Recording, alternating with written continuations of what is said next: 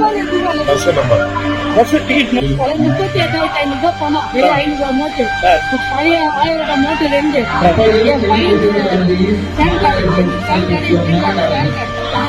இருக்கு சரி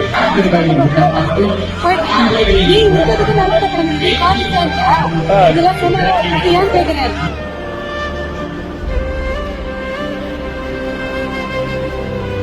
₹1 ₹2 இல்ல சார், மொத்த காசும் போயிருச்சு. பேருந்திலேயே மொத்த காசையும் பறிகொடுத்து விட்டு கதறி அழும் பெண்மணி, கிளாம்பாக்கத்திலேயே இடிந்து உட்கார்ந்த தம்பதி.